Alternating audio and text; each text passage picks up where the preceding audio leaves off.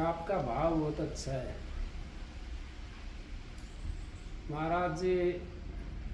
परम संत हजूर ताराचंद जी उन्होंने बहुत ऐसी मिसाल दी हैं। कोई एक की नाचता है, कोई दसों की नाचता है, कोई हजारों के लिए आता है, कोई लाखों करोड़ों के लिए आता है। अब आपके प्रश्न ये होगा भाई एक के लिए आता तो औरों को उद्धार कैसे होगा। महाराज जी कहते हैं अगर राजस्थान में आप चले जाते हो, राजस्थान में आप पहुंच गए तो वहां पर आपने ऊंट देखे होंगे। उनका पाड़ी तो एक ही होता है और वो एक के पीछे एक को बांध देते हैं और वो एक आगे वाला जो चलता रहता है उसके पीछे वो भी चले जाते हैं सारे।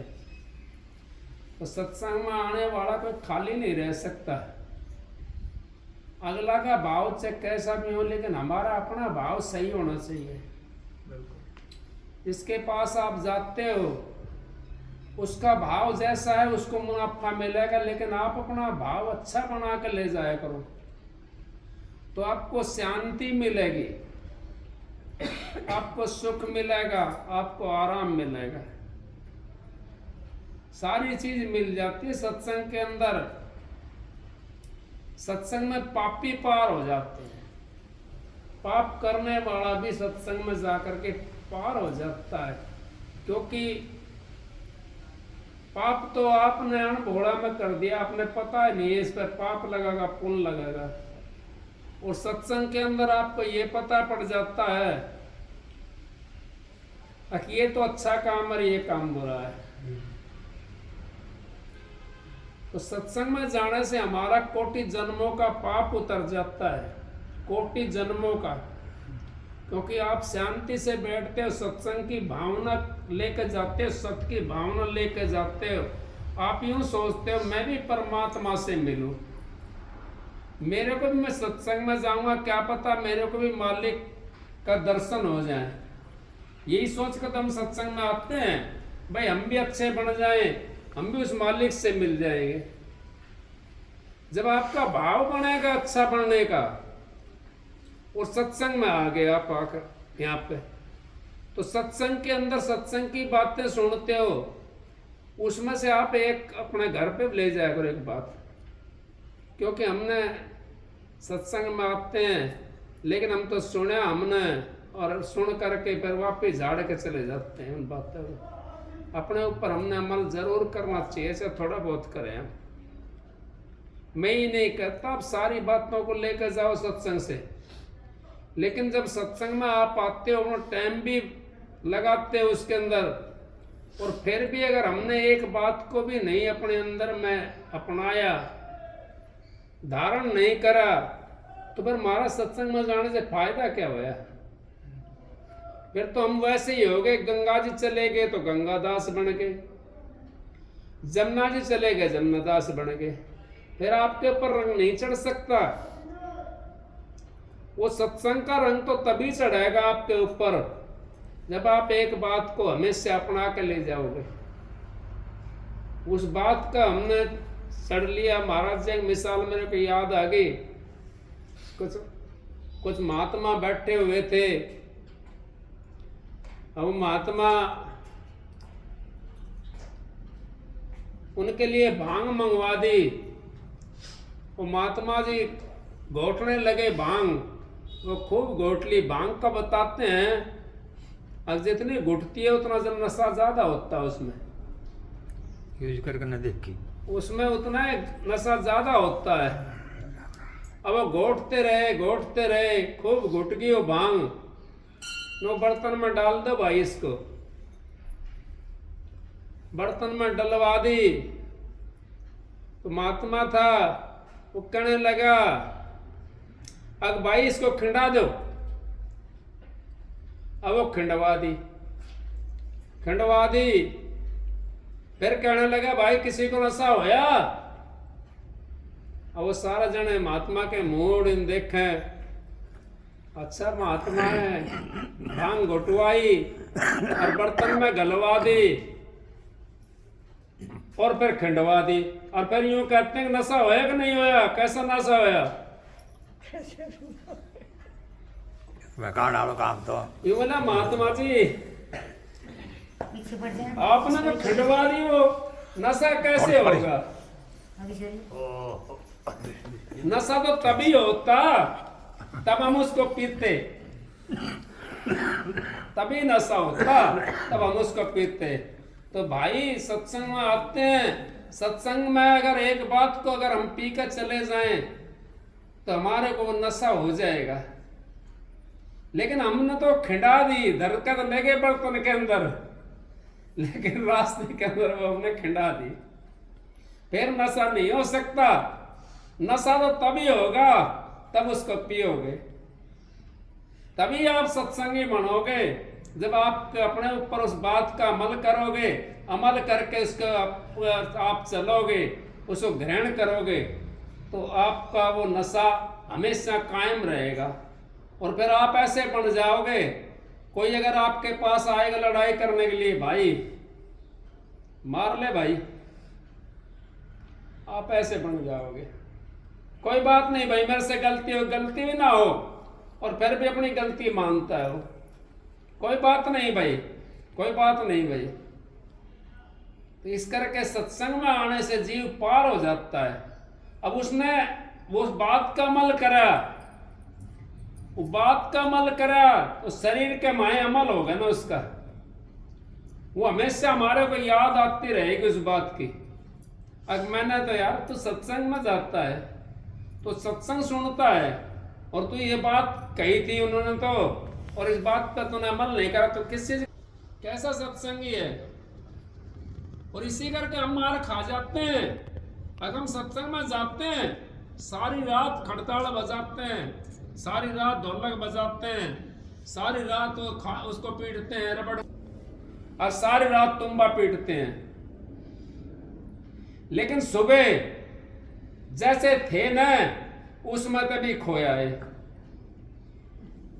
पूरी रात गए वहां पे गाया, किसी से नू पूछ लो सुबह उठ करके, उनसे पूछ लो जो गाने वाले हैं, अगर भाई आपने शब्द कौन सा गाया था, नहीं बता सकते वो, क्योंकि उनका अमल नहीं है। वो तो रट्टा मार है, रट्टा मारने से काम नहीं चलेगा, उस भांग को पीने से काम चलेगा। जब हमने भांग पी ली वो, तो हमारे को अमल हो जाएगा।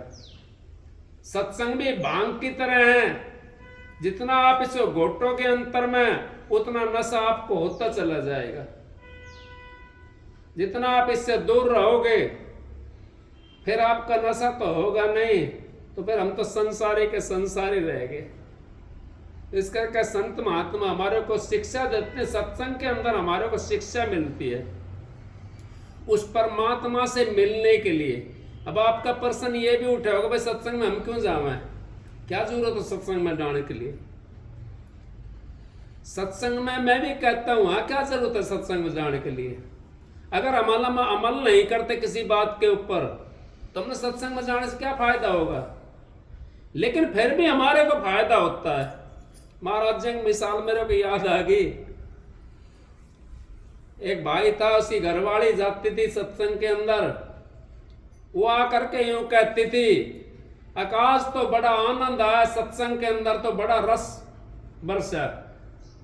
अब रोज आगे कहे, जब भी सत्संग सुन का आवे, वो भाई कहने सोचने लगा कैसा कैसा वो रस है, ले मैं भी चलूं।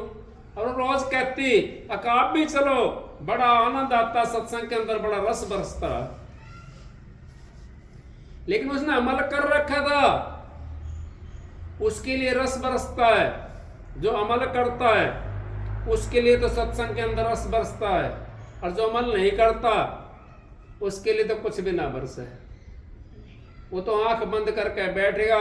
कई भाई देखे मैंने, वो दिखावा करते हैं, आंख बंद कर ली और बैठ गया।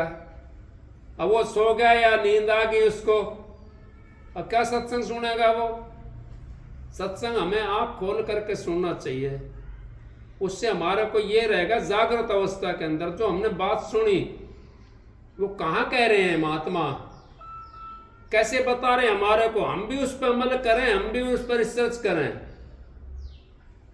तो भाई चले गया सत्संग में, अब वो पीछे उसने शर्माता था थोड़ा सा, वो पीछे बैठ गया कोड़े के साथ में लग करके। अब महात्मा जी सत्संग दे रहे थे, सत्संग देते देते घंटा 1.5 घंटा का सत्संग, तो संतों का जो सत्संग होता है, सत्संग तो घंटा 2 घंटे का ही होता है। फिर तो रात काला करना होता है, वो शब्द बाणी गाते रहो, पूरी रात गाते रहो, उसमें क्या वो सत्संग नहीं होता, वो तो शब्द बाणी है, वो तो मनोरंजन होता है। उसको मनोरंजन कहो या जागृता कहो, अब जाग रहे हैं भाई इसके सहारे से, लेकिन वो भी बढ़िया है उससे, वो एल पहल से तो वो भी बढ़िया है। अब कम से कम उसके सहारे पर जाग तो रहे हैं हम।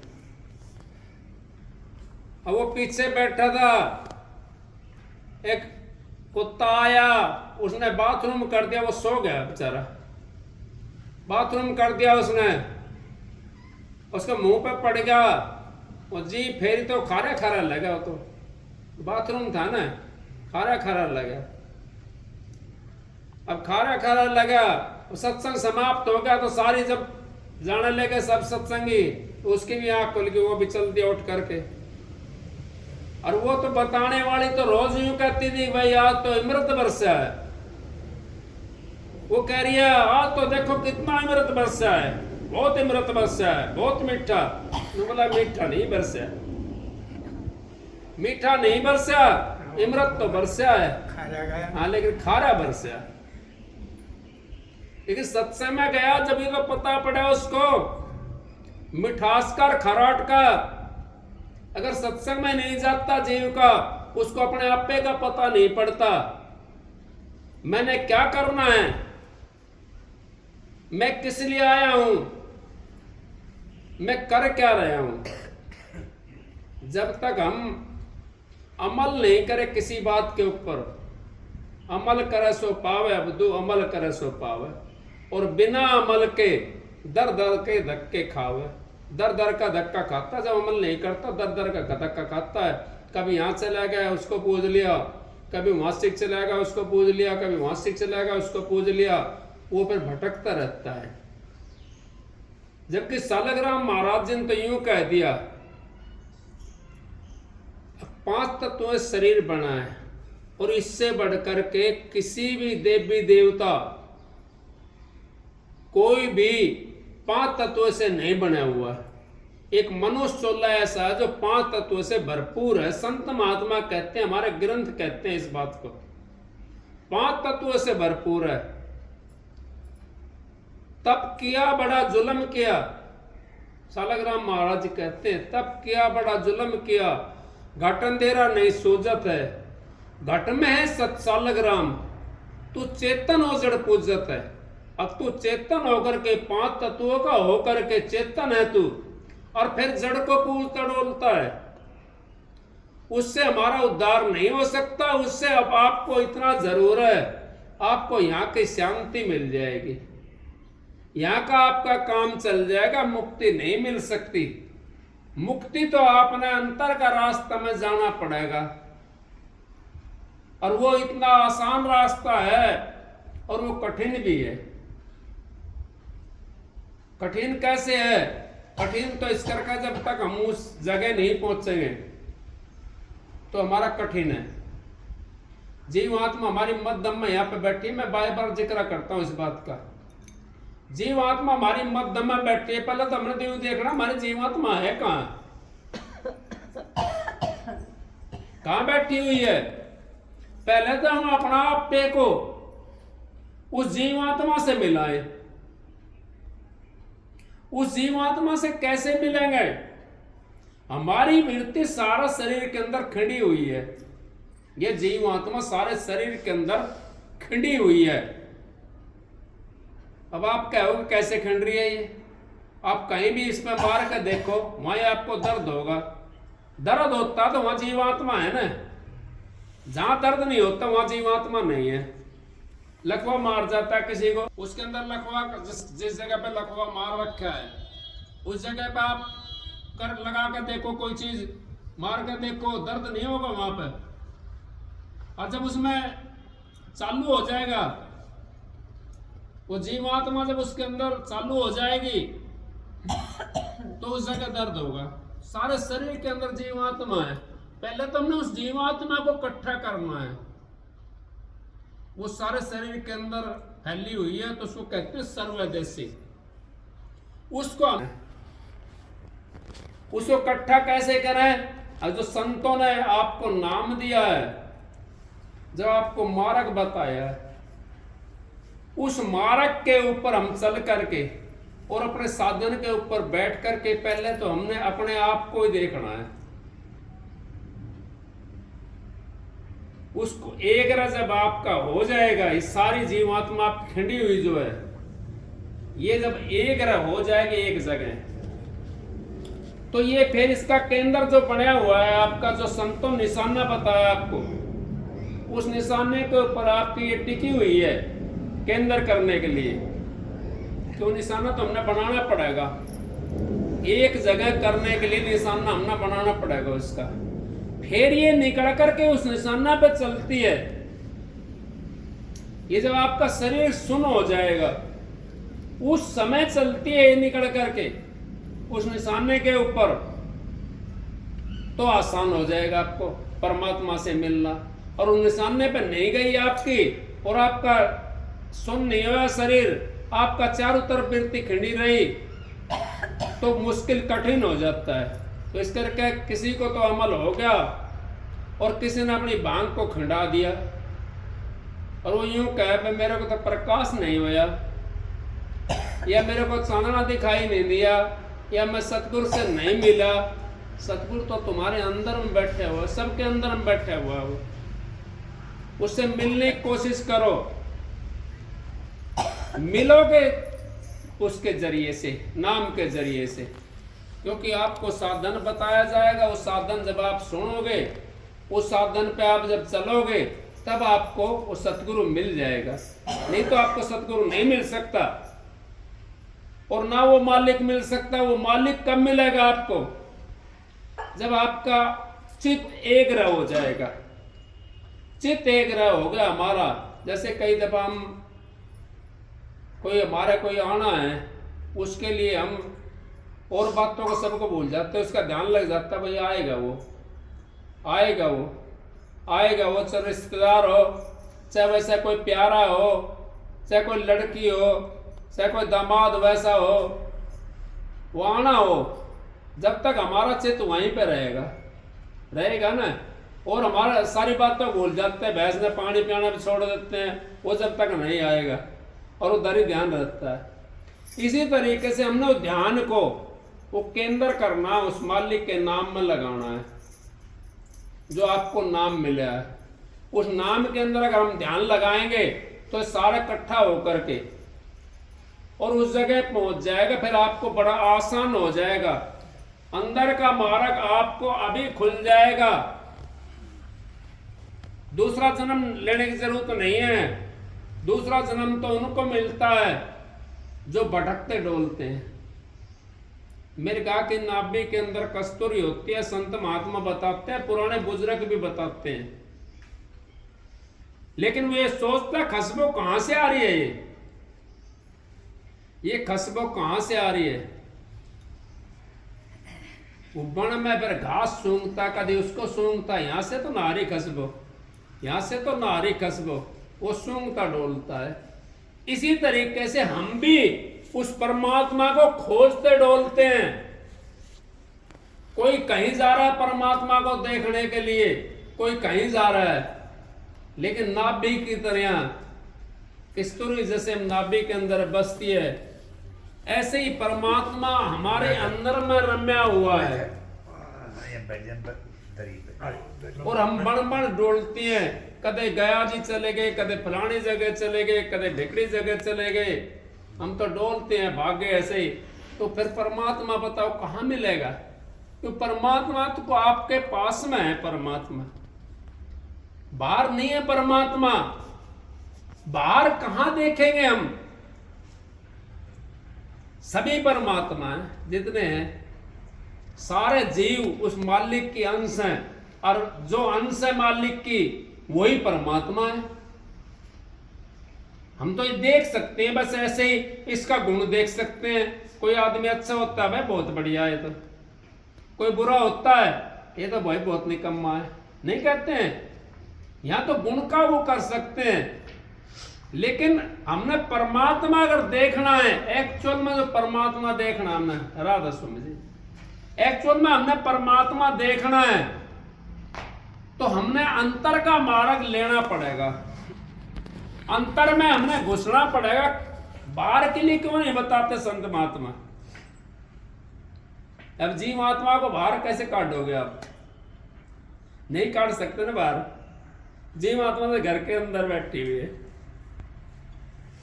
इस घर का रास्ता लेकर के जाएगी तो ये बाहर ही देखने के लिए, लेकिन सूक्ष्म में हो जाएगी।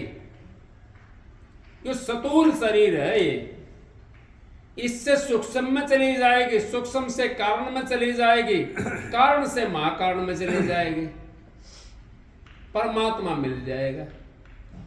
लेकिन जरिया तो यही है, रास्ता तो यही है, दूसरा रास्ता नहीं है जाने के लिए। हम घर के अंदर बढ़ते हैं गेट से, किसी का एक गेट लगा होता है, किसी का 2 गेट लग रहे हैं, किसी का 4 गेट भी हो हैं। वो जवाहरलाल पढ़ता था, कौन सी यूनिवर्सिटी में पढ़ा था, उसमें कई गेट थे और सबके आगे गाड़ी खड़ी रहती थी ना। हाँ, तो उस यूनिवर्सिटी के अंदर तो ऐसे भी आपके अंदर तो 10 गेट लगे हुए हैं, 10 गेट लगे हुए हैं आपके अंदर। लेकिन हम 9 नहीं है, 10 है, पूरा 10 है। वो 10वां में बढ़ना है हमने। 9 तो खुले पड़े हैं हमारा, 9 तो हमारा खुल रहे हैं, कान भी खुल रहे हैं, आंख भी खुल रहा है, मुंह भी खुल रहा है, और इंद्रियां सब खुली पड़ी है, खुली पड़ी है ना। वो 10वां गेट बंद है हमारा, और वो चाबी वो सतगुरु के हाथ में है। उस चाबी को लेकर के हम और 10वें गेट के अंदर लगाएंगे चाबी, तो हमारा 10वां गेट भी खुल जाएगा और यहीं से जाएगा रास्ता। वो दूसरा रास्ता जाने के लिए नहीं है। आप देवी की पूजा करो, आपको सुख शांति मिल जाएगी, खूब धन आपको मिल जाएगा। राम की पूजा करो, सुख शांति मिल जाएगी, धन मिल जाएगा, लेकिन मुक्ति नहीं मिलेगी। ब्रह्मा की पूजा करो, आपको शांति मिल जाएगी, धन दौलत मिल जाएगी आपको, लेकिन मुक्ति नहीं मिल सकती। हमने तो मुक्ति के लिए काम करना है। अगर मुक्ति के लिए काम नहीं करना होता हमने, तो मीरा बाई तो 2 राज्य की मालकनी थी, उसने राम की क्या जरूरत थी? क्या जरूरत थी उसको राम की, बताओ? 2 राजा की बेटी थी, राजा की ब्याही थी, धन दौलत की कोई कमी नहीं थी, लेकिन उसने भी परमात्मा की जरूरत थी। परमात्मा की जरूरत हमारे को है। परमात्मा की जरूरत इसलिए है हमारे को, इसलिए हम सत्संग में जाते हैं। अब हमारा 84 का फंद वो सत्संग में कटता जा करके, बाकी कोई घाट ऐसा नहीं है जिसके ऊपर हमारा 84 का फंद कटता हो, कोई घाट नहीं है ऐसा। सत्संग में वो घाट है, वो तिरने का घाट है। सत्संग के अंदर हमारे को बातें बताई जाती हैं और जीव चेत जाता है, बार बार आएगा सत्संग के अंदर, कभी ना कभी उसको मालिक की दया होगी, वो चेत जाएगा, वो सोचेगा यार तू यहाँ 84 का चक्कर क्यों काट रहा है। धन मिल गया, धन का भी सुख है, कितना टाइम का धन, धन खत्म होगा फिर कहां जाओगे, फिर दुख के अंदर चले गए। सुख मिल गया हमारे को, घंटा 2 घंटा 4 घंटा या पूरा जीवन का सुख मिल गया, उस सुख को भोग करके कहां जाओगे। फिर दुख में चले गए। तो उस दुख से और सुख से, इससे हमने छुटकारा पाना है। सत्संग के अंदर हम इसलिए जाते हैं, सत्संग में हमारे को सीढ़ी मिल जाती है परमात्मा से मिलने के लिए।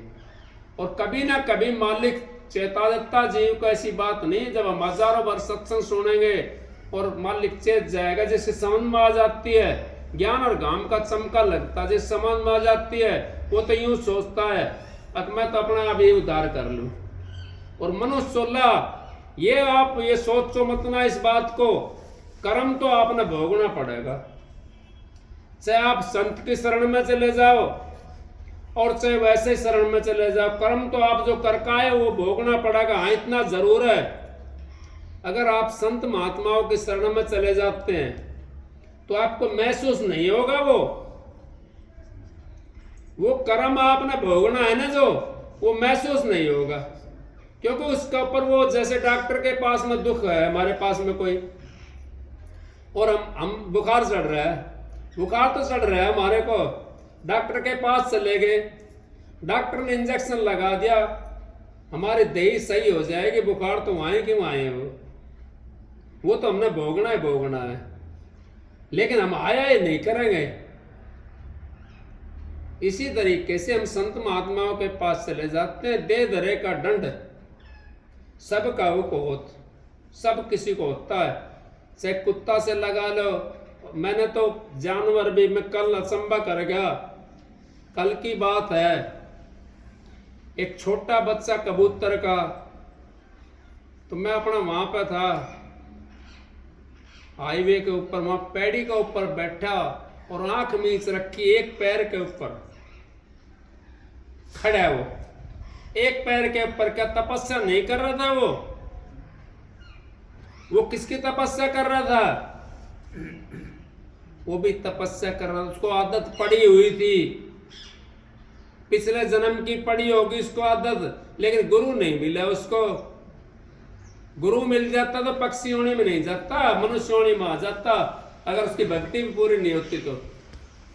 नहीं कही है, कृष्ण से पूछी अर्जुन ने, अब महाराज जो आपका भक्ति करता हो यार और चोला छोड़ जाता, उसकी मंजिल पूरी नहीं हुई, आपका देश में नहीं पहुंचा, तो आप उसके लिए कौन सी वो देते हो? तो कृष्ण जी कहते हैं, अगर भाई मैं उसको, जिस मंजिल से उसकी भक्ति छूटती है ना, मनुष्य का चोला दे करके उसी मंजिल से उसकी भक्ति को शुरू करवाता हूं और अपने धाम में ले जाता हूं, लेकिन मुक्ति नहीं। ये मीरा ने कर दिया सिद्ध। मीरा से कहने लगा कृष्ण जी, अब मीरा आज मांग जो कुछ तूने मांगना वही मैं आपको दे दूंगा। मीरा कहने लगी, महाराज मेरे को तो मुक्ति की जरूरत है, मेरे को धन की जरूरत नहीं है, मेरे को तो मुक्ति की जरूरत है। अब मेरा मुक्ति तो मेरे पास में नहीं है, मैं तो आपको स्वर्ग दे सकता हूं। सुदामा क्या मुक्ति क्यों ना दे दी?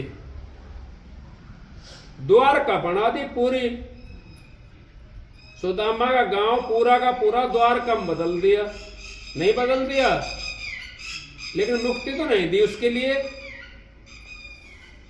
भगत था सुदामा, मुक्ति नहीं दी, स्वर्ग बना दिया, उस द्वारका का स्वर्ग बना दिया उसने।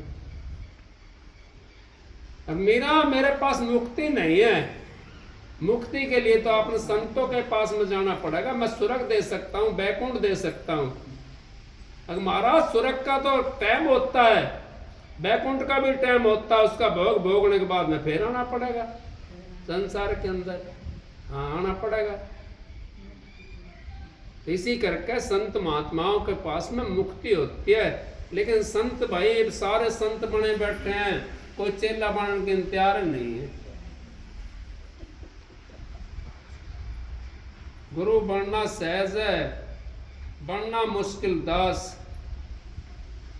और जो कोई दास बने मिट जाए सभी त्रास, अब सारे त्रास मिट जाते हैं उसके जो दास बन जाता है। लेकिन हम दास बनते नहीं, हम तो गुरु बनने के लिए तैयार हैं। 4 दिन किसी के लिए अपने गैल लेकर चला जाओ, 4 दिन कोई बात बोलना सीख गया तो न भाई अभ्यास तो करते नहीं। भाई का वो था किसी का, न बोला भाई 3 दिन और होगा। मैं बैठा हुआ था वहां, एक भाई दूसरा आया, उन्होंने बोला भाई 3-4 दिन तक दस्त लग रहा था, बुखार हो रहा था। आज सत्संग, कल शाम ने दस्त बंद होया है और कल शाम ने बुखार उतरा है। तो न तो भाई घना भोगना पड़ेगा मेरे को। मैं तो मालिक की कोई दया थी। मैं आप ये मत ना समझना भाई अपनी बड़ाई कर रहा है, बड़ाई के लायक मैं तो नहीं हूं। मैं तो कुछ भी नहीं हूं, मैं तो राई में पाई भी नहीं हूं। मैं बोला भाई एक वो बैठा जिन्होंने 3 दिन और चढ़ेगा तेरा बुखार। और भाई मेरे जगह पे आ रहा है, मेरे पास बैठा है और मेरे सामने अगर मेरा प्रेमी को कोई कहता तो मेरे को दुख नहीं होता इस बात का, मेरे को दुख होता है। सेवादारों के लिए तो राम भी उतर के आ जाता है, कृष्ण भी उतर के आ जाता है, नहीं उतर के आता, उतर के आ जाता है। मैं बोल रहा भाई इधर आ, बिछा मेरे पास में कुर्सी। 5 मिनट मालिक का आप यकीन करके मानो मत ना मानो आपकी मर्जी की बात। 5 मिनट मैंने उसका हाथ पकड़ा जबकि उसे चला नहीं जा रहा था हाथ से पैर से और सांस चढ़ रहा था। सेवादार था, सुबह वहां के लिए आश्रम के लिए वो ले आया कर, कुटिया के लिए केड़ा काड़ा लेकर आया कर, जाकर वो लेकर आया था बेचारा, उसने ड्यूटी नहीं छोड़ी, कर्म तो उसने भोगना था। हाथ पकड़ा, आज तक भी उसका बुखार नहीं चढ़ा है। कहां गया 3 दिन? और उनसे जाकर पूछे, गैल था ये भाई, ये सतवीर गैल था, उनसे जाकर पूछो क्या दुख भोगा उन्होंने। हम तो 2 दिन महात्मा से गैल रह लिए, महात्मा ने बता दिया जैसे करनी करो, फिर देखो फिर तुम्हारी बात बज्जर की हो जाएगी। लेकिन रावण के लिए भी यूं कह दी थी शुक्राचार्य ने, अब तू जो सिद्धि ले रहा है ना ये, इसको गलत इस्तेमाल करेगा तो सिद्धि सारी खत्म हो जाएंगे तेरी। ब्रह्मा ने भी कह दिया था सारे अस्त्र खराब हो जाएंगे तेरे, गलत इस्तेमाल करेगा तो। संत महात्मा ये नहीं कहते किसी को अब भाई इसका बुरा बुरा भी होता होगा ना, फिर भी यूं कहेंगे भी तेरा मालिक भला करे, देख लेते हैं वो। ऐसी बात नहीं होती, ये मालिक की मौज होती है। हम तो 2 दिन साथ रहे कहीं अपनी वो बढ़ाने लग जाते हैं, खिचड़ी बनाने लग जाते। दास बनना बड़ा कठिन है, बहुत कठिन है। मैंने 45 साल हो गए नाम लिया, 44 साल हो गए नाम लिए हुए। एक भी तो मानस ऐसा नहीं मिला, एक भी ऐसा नहीं मिला, फिर मैं क्या आस रख सकता हूं? मेरा सतगुरु में नहीं मिला था। मानस तो बहुत थे उनके पास में, लेकिन जो चाहिए था ना वैसा नहीं था। तो मालिक की मौज थी सतगुरु। आप लोग देखो श्रद्धा करके सत्संग में आते हो, बहुत अच्छी बात। सत्संग के बिना उद्धार नहीं है किसी का। सत्संग के अंदर जो हमारा जो है ना कर्म कटता है, 1 घंटे से आप आधा घंटा सुन रहे हो, आपका कितना कर्म कटे होगा। आधा घंटा सत्य की वाणी सुनी आपने, और इन सच्चाई की वाणी से आपका इतना कर्म कट गया, कोटि जन्मों कर्म कट गए आपके। 1,84 जियाजून भुगत करके, अब वो एक दिन में खत्म नहीं होती है 1,84 जियाजून। कैसे कितना दिन में खत्म होगी वो 1,84 जियाजून, एक दिन में खत्म नहीं होगी। लेकिन संतों के पास में जाने से जब ये नाम ये धरो भयो पाप को नाश, संतों के पास जाने से वो नाम हे के ऊपर रखा जाता है, पाप का नाश हो जाता है। छिन में 84 कट जाती है, सन के अंदर।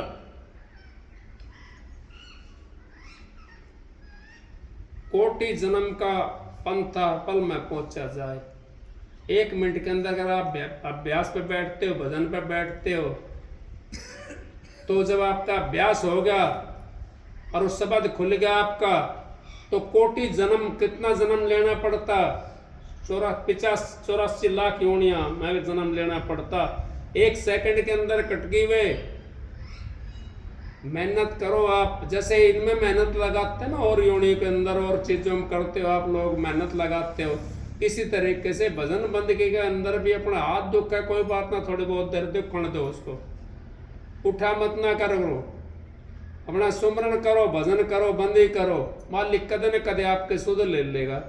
सीता माता की लंका के अंदर बना दी जा करके, नहीं बनाई, फिर मारी नहीं बना होगा, मारी बना होगा, मारी बना होगा।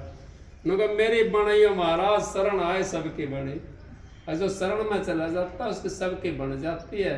इस करके हमने शरण के अंदर रहना चाहिए, उस मालिक की शरण के अंदर हमें रहना चाहिए, हमने उस दाता दयाल की शरण के अंदर रहना चाहिए, जिससे हमारा उद्धार हो जाए। राधा स्वामी।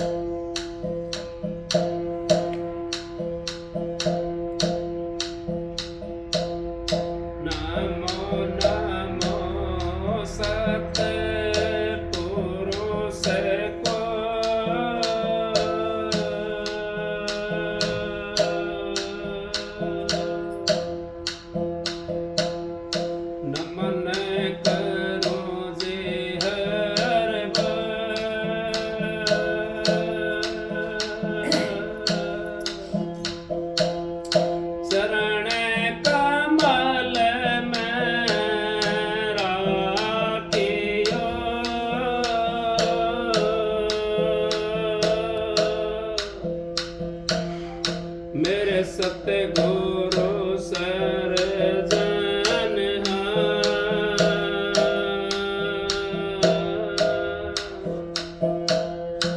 जोड़े करो विनती,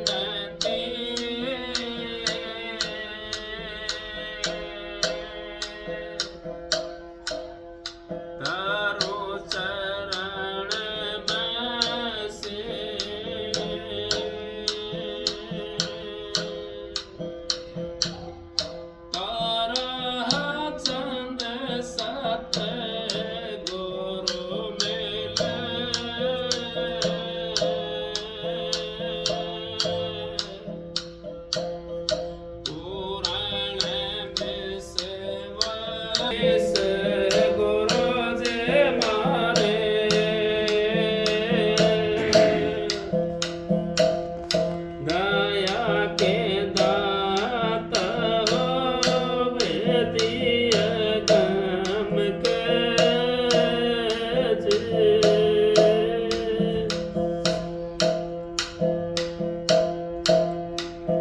सतगुरु सुध लीजियो, हम हैं बहुजल माए, आप ही बह जाएंगे जो ना पकड़ोगे बाएं।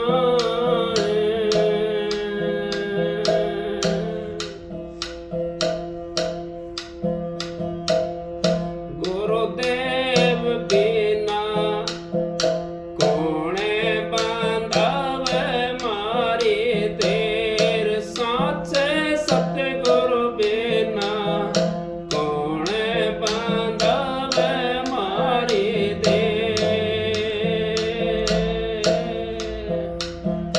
कोणे बांधावे मारी देर, गुरुदेव बिना कोणे बांधावे मारी देर। काशीपुरी के पंडित जो से लिख लिख भेजे चेर, काशी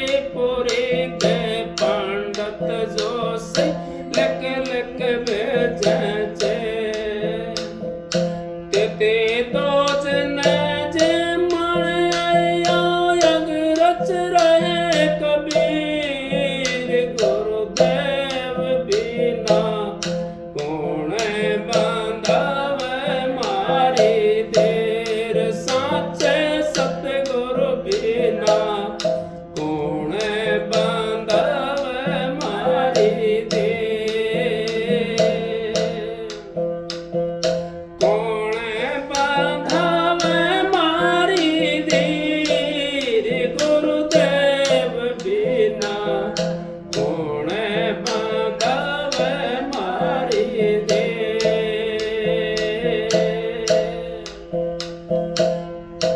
इतने सुन के लर्ज कबीरा कर तर कर शरीर इतने सुन के लर्ज कबीरा कर तर कर शरीर ना मेरे कोई कुटुंब कबीलन माँ का जाया वीर गुरुदेव बिना कौन बांधवे मारी देर साचे सतगुरु बिना कौन बांधवे मारी देर कौन बांधवे मारी देर गुरुदेव बिना कौन बांधवे मारी देर टूट सिट पर यम करता गुजारा राम भजन में से टूट सिट पर यम करता गुजारा राम भजन में से ना मेरे कोई पैसा पास मन बनिए से तदवीर गुरुदेव बिना कौन बांधवे मारी देर साचे सतगुरु बिना कौन बांधवे मारी देर कौन बांधवे मारी देर गुरुदेव बिना कौन बांधवे मारी देर हाथ लुटकिया कांदे कमलिया बन कालिया बहेर हाथ लुटकिया कांदे कमलिया बन कालिया बहेर बोझे बोझे रम गया साधु भगत में पड़ गई भीड़ गुरुदेव बिना कौन बांधवे मारी देर साचे सतगुरु बिना कौन बांधवे मारी देर कौन बांधवे मारी देर गुरुदेव बिना कौन बांधवे मारी देर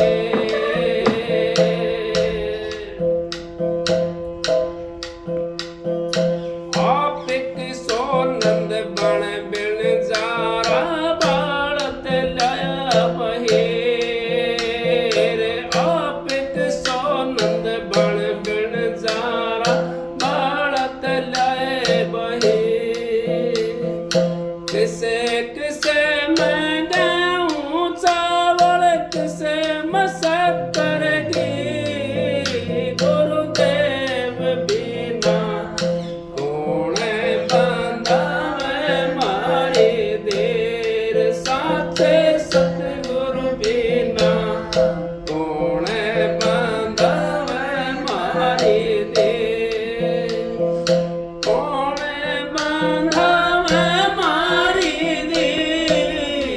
गुरुदेव बिना कौन बांधवे मारी दे।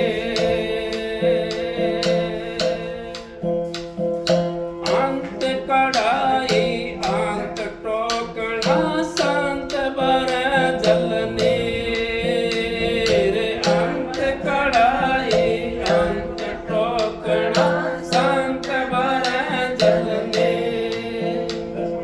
जेम जेम कैसा तू चले धन धन होए कबीर। गुरुदेव बिना कौन बांधवे मारी देर। साचे सतगुरु बिना कौन बांधवे मारी देर। कौन बांधवे मारी देर। गुरुदेव बिना कौन बांधवे मारी देर।